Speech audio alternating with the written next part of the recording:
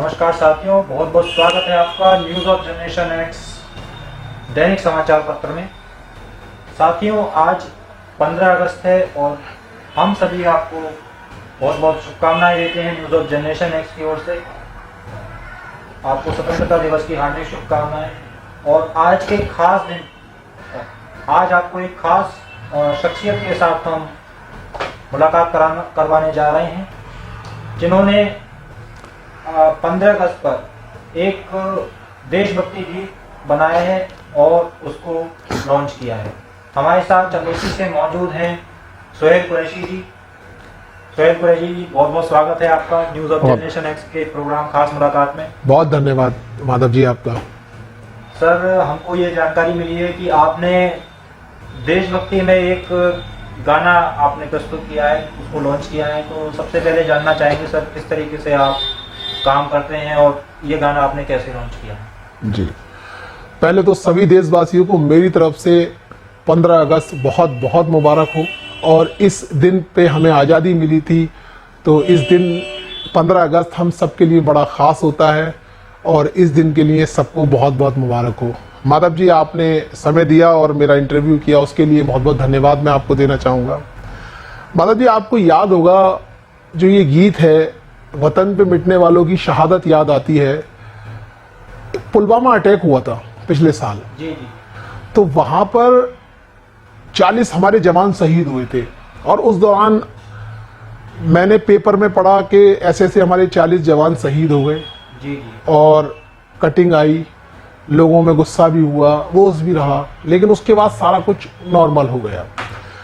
और उससे पहले भी मैं अखबार में पढ़ता था कि आज हमारे सीमा पे 2 जवान शहीद हुए, 3 जवान शहीद हुए, और एक छोटी सी कटिंग आती थी अखबार में और वो बात ख़त्म हो जाती थी। तो मैंने फिर एहसास किया कि हम सीमा पे जब हमारे जवान शहीद हो जाते हैं तो आप पेपर में छोटी सी न्यूज़ पढ़ लेते हैं, देन ख़त्म। तो मैंने सोचा कि यार क्यों ना हम उन्हें कुछ ऐसी चीज़ को डेडिकेट करें, उनके परिवार को, उन सोल्जरों को जो हंसते हंसते हमारे देश पर अपनी जान को कुर्बान कर देते हैं। तो माधव जी, मेरे माइंड में एक लाइन आई। मैं जयपुर में शूट कर रहा था उस वक्त, एक कुछ और प्रोजेक्ट था, तो मेरे लाइन में एक शूट आई। मैंने एक दिन अखबार में पढ़ा कि ऐसे ऐसे वहाँ 2 सैनिक उस सीमा पर शहीद हो गए। तो मेरे माइंड में एक लाइन आई कि वतन पे मिटने वालों की शहादत याद आती है। बस मैंने उस लाइन को लिख लिया और लिखने के बाद में फिर मैंने मन में अपने सेट कर लिया कि मैं ये गाना बनाऊंगा और गाना बनाने के बाद में समर्पित करूंगा हमारे देश के जवानों को और उनकी फैमिली को। तो मैंने जी, अभी होता क्या है कि समाचार पत्र, विभिन्न समाचार पत्रों के माध्यम से, जैसे कि हमारा भी दैनिक समाचार पत्र है न्यूज़ ऑफ जनरेशन है, तो ये जो सोहेल भाई कह रहे हैं कि ये बेसिकली एक प्रेरणा स्रोत रहा कि लगातार समाचार पत्रों में आए दिन खबरें आती रहती हैं कि आज हमारे बॉर्डर पे ये जवान शहीद हो गए, आज इस अटैक में ये खरीद शहीद हो गए। तो उसकी हेडलाइन उन्होंने देखी थी कि वतन पे मिटने वालों की शहादत। नहीं, वतन पे मिटने वालों की शहादत उसकी नहीं थी। उस पे ये थी कि हमारे जो सैनिक हैं वो उस सीमा पर 3 सैनिक शहीद हो गए, उनकी शहादत हो गई। ये कहीं वर्ड मेरे माइंड में चल रही थी। उनका जो टाइटल था, जो उन्होंने इसका गाने का जो बेसिकली जो सोच था, जी जी, वो न्यूज में कोई टाइटल देख के बेसिकली इनके दिमाग में आइडिया आया कि इसको सॉन्ग को बनाना चाहिए। जी तो जी, आगे की जर्नी पे सॉन्ग की किस तरीके? हाँ, जब ये हुई तो फिर मैंने माइंड में सोच लिया और मेरे माइंड में यही चलने लगा कि अब मुझे ये गाना बनाना है। तो शहादत याद आती है और शहीद हुए, ये 2 शब्द थे। उसके बाद में फिर मुझे लगा कि हाँ, वतन पे मिटने वालों की शहादत याद आती है। और मैंने फिर जब वो शूट मेरा जयपुर का चल रहा था, उसका पैकअप हो गया और फिर मैंने उसके बाद में ये जो गाना लिखना शुरू करा, तो ये मैंने पूरा गाना लिख दिया और उसके बाद में ये डेडिकेट कर दिया हमारे भारतीय सोल्जर को और उनके परिवार को। क्योंकि मेरा ये था कि अगर किसी के परिवार से अगर कोई शहीद हो जाता है तो उसके परिवार में क्या बीतती है, उसके परिवार वालों पे क्या बीतती है। क्योंकि हम तो पेपर में सिर्फ 2 लाइन पढ़ लेते हैं कि उस सीमा पर 2 जवान शहीद हो गए, 3 जवान शहीद हो गए, लेकिन उसके परिवार पे बीतती क्या है, तो वो मैंने सारा अपनी राइटिंग में उसको पिरोया है। और वो गाना आप दे सकते हैं। माधव जी से मैं गुजारिश करूंगा कि उस गाने का लिंक यहाँ पर मेंशन कर दें। तो माधव जी, बेसिकली जब वो गाना लिखा गया और लिखने के बाद में फिर मैंने कहा कि यार इस गाने को मैं गाऊंगा। तो मैंने सोचा कि इस गाने को मैं गाता हूं, लेकिन फिर एज ए मैं डायरेक्टर हूँ, सिंगर भी नहीं हो सकता, थोड़ा बहुत मैं गा लेता हूँ। लेकिन मैंने एक प्रोग्राम में गया था, वहाँ पर मैंने एक बहुत ही मीठी आवाज़ सुनी जो थी काजल त्यागी की, और वो चंदौसी की ही रहने वाली हैं, और उनके जो पापा थे वो हमारे मित्र भी थे। उन्होंने मुझसे कई बार कहा भी था कि सुहेल भाई कभी हमारी बेटी को भी मौका दीजिए आप। कभी आगे भी उनसे बात करेंगे, आज आपसे कर रहे हैं, कभी काजल त्यागी से भी आपकी बात कराएंगे, और उनके जिन्होंने इसको गाने को गाया है, बिल्कुल सुहेल भाई ने इस गाने को कंपोज किया है, राइट भी इन्होंने किया है, पूरा गाना भी इन्होंने लिखा है, कंपोज भी किया है, डायरेक्टर भी यही है, और कोरियोग्राफी नहीं, तो मल्टी टैलेंटेड ये पर्सन है जो कि पूरा का पूरा इन्होंने अपने एक ही गाने में अपना सारा जो टैलेंट है वो एक ही गाने में पूरा दिखाया है। और जो सिंगर है हमारे, जो काजल त्यागी जी हैं, वो हमारे चंदौसी से ही हैं, उनसे भी किसी दिन हम इसी प्रोग्राम में खास मुलाकात में आपकी बातचीत करवाएंगे। तो आज हम थोड़ा सा आपके मुंह से भी सुनना चाहेंगे कि किस तरीके से इसके जो है शुरुआत की बात है, मुखड़ा अगर आप। बिल्कुल बिल्कुल, देखिए ये गाना बहुत ही प्यारा है, और मैं चूंकि अब ओरिजिनल तरीके से तो काजल ही गाएगी, लेकिन कंपोज मैंने इसको गाने को किया है। तो पहले मैं ही गाना चाहता था इस गाने को, लेकिन फिर बाद में ये हुआ कि अगर फीमेल की आवाज में मैं इसमें गवाऊंगा तो हो सकता है ज्यादा दर्द आ जाएगा। तो ये गाना मैं पहले रूपाली से कराना चाहता था, लेकिन कुछ सिचुएशन ऐसी बनी कि वो फिर वो काजल त्यागी के पास चला गया। काजल, क्योंकि रूपाली से भी मैंने कई गाने गवाए हैं, लेकिन वो काजल के पास ही गाना चला गया। तो उसके लफ्ज ऐसे हैं कि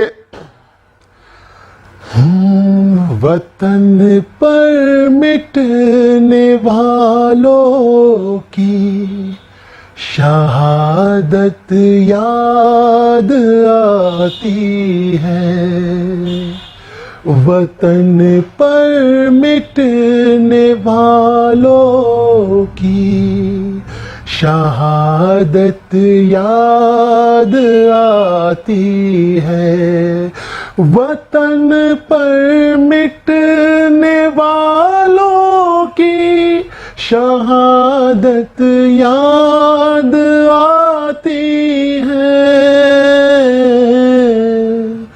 जो जवानी देश पर लुट गई वो जवानी याद आती है, जो जवानी देश पर लुट गई वो जवानी याद आती है, वतन पर मिटने वालों की शहादत याद आती है।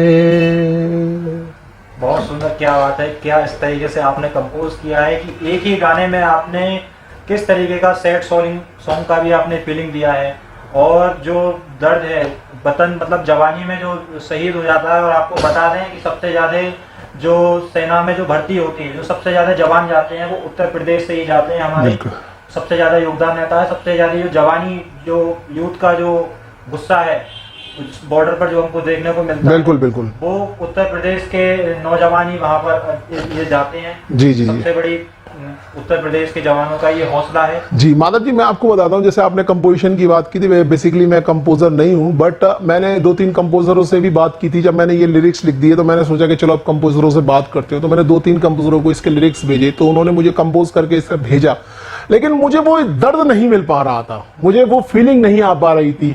तो मैंने फिर उस गाने को सोचा कि यार चलो मैं ही कंपोज करता हूँ। बेसिकली मैंने सोचा इसलिए क्योंकि मैं म्यूजिक की नॉलेज मुझे है, मैं पहले सिंगर ही बनना चाहता था, लेकिन सिंगिंग लाइन से फिर बाहर निकल के फिर मैं डायरेक्शन, कोरियोग्राफी और लिरिक्स में आ गया। तो फिर मैंने सोचा कि क्यों ना मैं ही इस गाने को कंपोज करूं, क्योंकि मैंने खुद लिखा है, तो हो सकता है जो मैं चाह रहा हूं मैं दूसरे से ना ले पाऊं और मैं खुद दे पाऊं।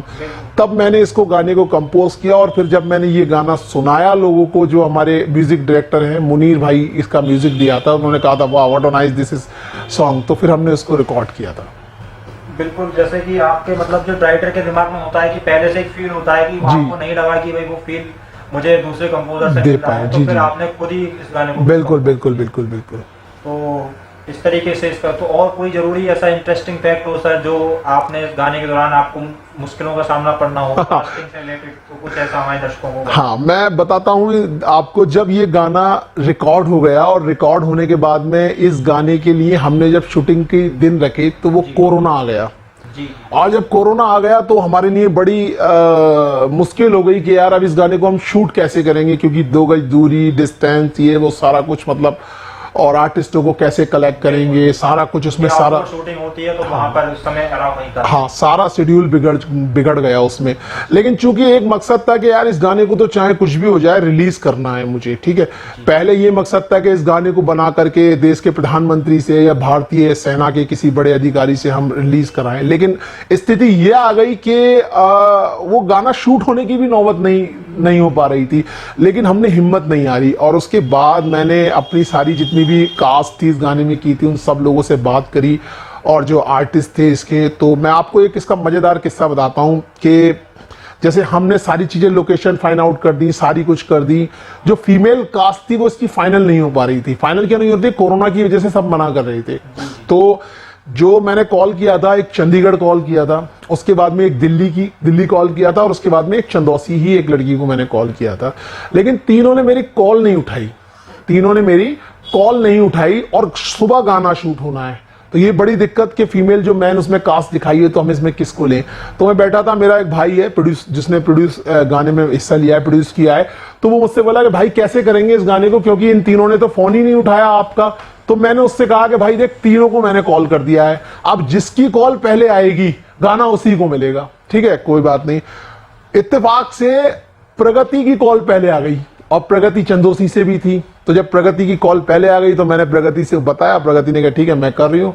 तो फिर हमने उसे लेकर के गाना किया। फिर चंडीगढ़ वाली का भी फोन आया, दिल्ली वाली का आर्टिस्ट का भी फोन आया। मैंने कहा सॉरी टू से, अब आपको ये गाना नहीं मिल सकता।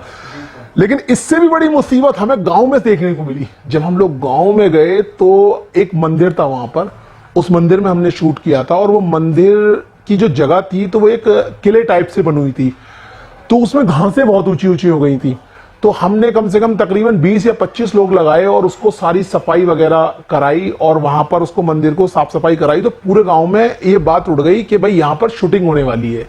तो जब शूटिंग की बात पता चली और जब हम जिस दिन शूटिंग करने पहुंचे वहां पर, उस दिन पूरे गांव ने, जो लोग काम पे जाते थे, छुट्टी ले ली।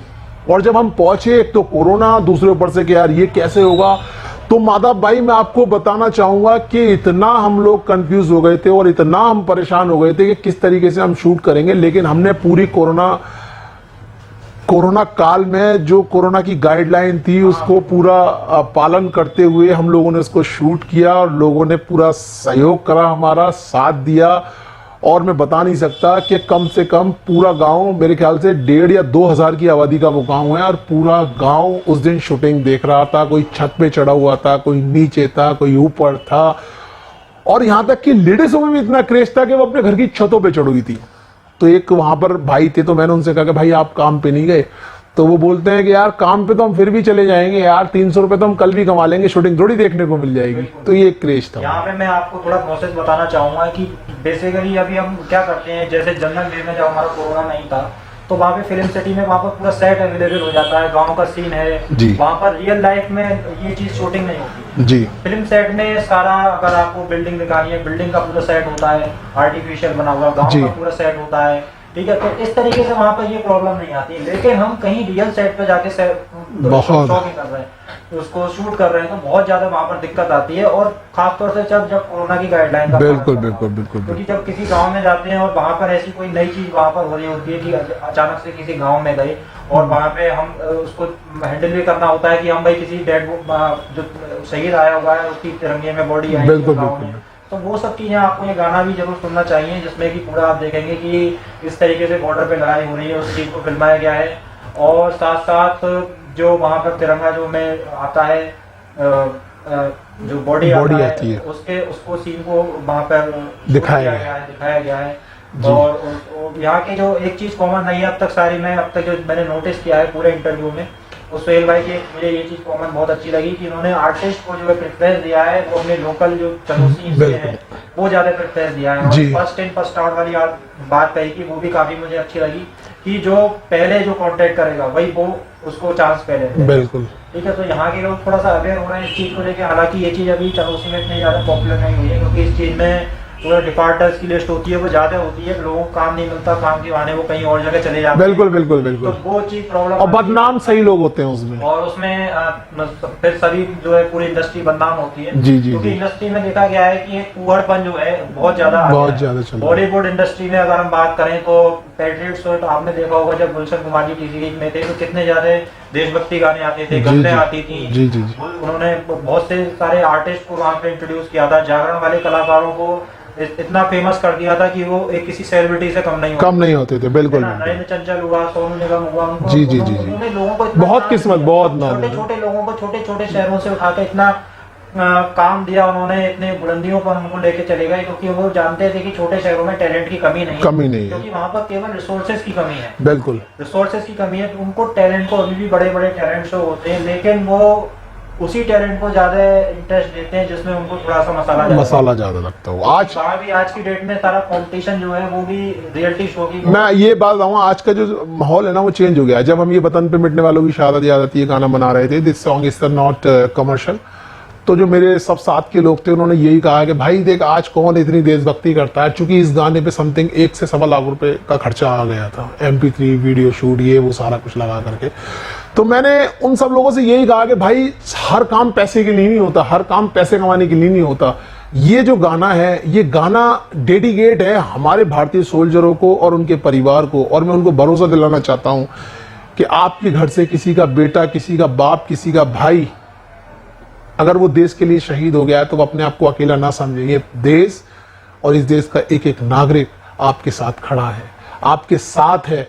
और कम से कम ये गाना मैं उन लोगों को डेडिकेट करना चाहता हूं कि जिसके घर से कोई शहीद हो गया हो, और कभी भी अगर उन लोगों को मेरी हेल्प की जिस भी जरूरत पड़ेगी, मैं जिस भी काबिल हूं, चाहे 1 रुपए से, चाहे 2 रुपए से, या 100 रुपए से, 1000 रुपए से, मैं मदद करता रहूं। बिल्कुल सही है। थोड़ा सा हमारा भी प्रयास रहता है अपने न्यूज ऑफ जनरेशन एक्स के माध्यम जी जी जी, कि लोगों को जागरूक किया जाए इस संबंध में। मैं ये बता, हम ये बहुत अच्छा माधव जी ने मुझे दिया आज के जो ये न्यूज़ ऑफ जनरेशन एक्स इनका मीडिया चैनल है, बहुत अच्छी बात है। और इनका शायद ये पेपर भी माधव जी आपका आ रहा है साथियों, देखिए ये माधव जी का एक दैनिक समाचार पत्र है और ये है।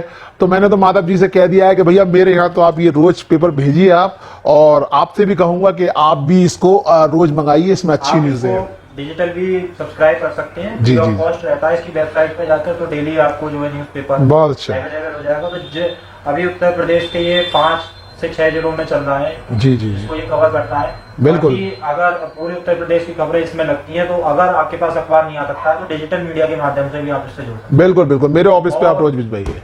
बिल्कुल सर, बिल्कुल उसको रोज भिजवाने का प्रयास करेंगे। और हम ये चाहेंगे जैसे आप जो है, अगर आपके पास में कोई ऐसा टैलेंट है जैसे कि सिंगिंग का है या कास्टिंग से रिलेटेड है, तो एक बार वो सुहेल भाई को जरूर कांटेक्ट करें, क्योंकि इनके प्रोजेक्ट्स लगातार इससे संबंधित आते रहते हैं। बिल्कुल, ये गजल भी करते हैं, बिल्कुल बिल्कुल, ये पैकेट सॉन्ग भी करते हैं, और भी बहुत सारे इनके प्रोजेक्ट्स रहते हैं जो कि हमारे डेली लाइफ से रिलेटेड हैं। बिल्कुल बिल्कुल, जैसे कि आज के जो पार्टी सॉन्ग्स हैं, हाई प्रोफाइल म्यूजिक होता है, बस केवल म्यूजिक के बेस पे चलते हैं। जी जी जी, तो जी मतलब एक थीम सॉन्ग जो कि पहले के आपने 19 के सॉन्ग सुने होंगे, 18 के सॉन्ग बिल्कुल बिल्कुल बिल्कुल, वो सॉन्ग्स आप जो है कभी भी सुन सकते हैं। बिल्कुल बिल्कुल, ठीक है, आप जो है गाने में रास्ते में कहीं जा रहे हैं तो आप सुन सकते हैं। बिल्कुल बिल्कुल, आपका मूड नहीं है तो भी आपका मूड वो गाना बना देगा। और एक चीज और बता दूं, जो ये गाना है वतन पे मिटने वालों की शहादत याद आती है, तो ये गाना अगर आप चाहें तो वीडियो में भी आप देख सकते हैं, और अगर आप चाहें कि इसको MP3 में सुनना है तो सारे प्लेटफॉर्म पे ये अवेलेबल है। जितने भी MP3 के सावन, जियो, हंगामा, डॉट, ये जितने भी MP3 के प्लेटफॉर्म है सब पे अवेलेबल है। और आप इसकी डायलटोन भी लगा सकते हैं किसी भी प्लेटफॉर्म पे, इसकी डायलटोन भी अवेलेबल है। और मेरे बहुत सारे प्रोजेक्ट अभी आ रहे हैं, तो अगर उसमें भी अगर आप काम करना चाहते हैं तो कांटेक्ट कर सकते हैं, और अगर मुझे लगा कि आप में वो दम है तो मैं आपको जरूर मौका दूंगा। बिल्कुल सर, बहुत बहुत आपने बहुत अच्छी जानकारी हमारे साथ साझा की। सारे प्लेटफॉर्म पर इनका सॉन्ग्स बिल्कुल शहादत याद आती है। यूट्यूब पर सावन, जियो सावन, जियो ट्यून्स, और जितने भी प्लेटफॉर्म है वहाँ पर भी अवेलेबल है। जी सारे जी, प्लेटफॉर्म पे ये सॉन्ग अवेलेबल है। जी जी जी, इसकी डायलटोन का भी यूज कर सकते हैं। तो एक बार आपको ये गाना जरूर सुनना चाहिए। बिल्कुल जरूर सुनना चाहिए। अगर आप देश की सेना से प्यार करते हैं, सभी करते हैं, देश की सेना के जो हमारे देश सैनिक हैं वो शहीद हुए हैं, अगर सहानुभूति है, 100% सहानुभूति उनके लिए होगी, तो ये गाना सुनिए और उनकी याद को ताजा करिए।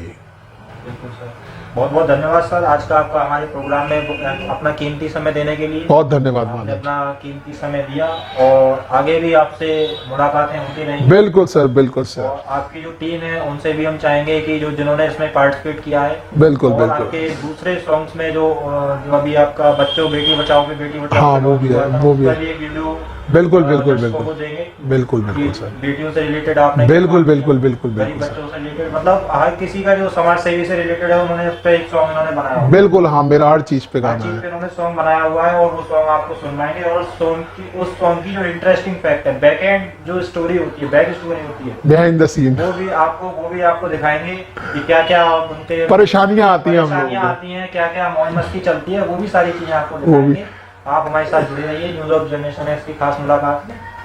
धन्यवाद।